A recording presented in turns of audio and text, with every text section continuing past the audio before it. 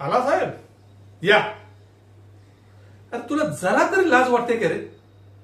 गेली 2 वर्ष तुझ्या कॉलेजची फी भरतोय मी आणि तुझी ही हालत आहे. विजया, तू तर गप बस. अजिबात तोंडातून शब्द काढायचे नाही. तुझ्या हे सगळ्या लाडामुळे हे सगळं झालंय. बिघडलं या. अगं किती वेळा मी तुला सांगितलं हे जे एवढे लाड करत जाऊ नको, पण नाही. माझी कुठली गोष्ट तुला नीट सरळ ऐकू आली?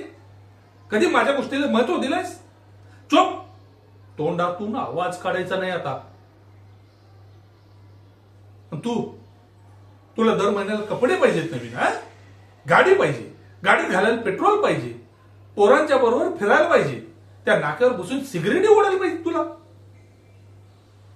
अरे ते परवा पाटील काकांनी मला काय सांगितलं माहितीये?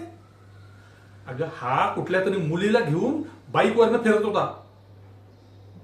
मुलीला बाईकवरनं घेऊन फिरायला याच्याकडे वेळ आहे, पण अभ्यासाला अजिबात वेळ नाही.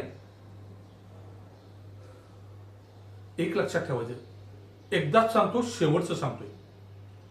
यावेळी जर का तू पास झाला नाहीस तर सरळ त्या सावंत काकांच्या गॅरेजमध्ये कामाला जायचं. आलं लक्षात? ग बसायचं. ग बस नाही तर एक सन्न करून तुला पहिला वाजवी, मग त्याला वाजवी. निघ आता.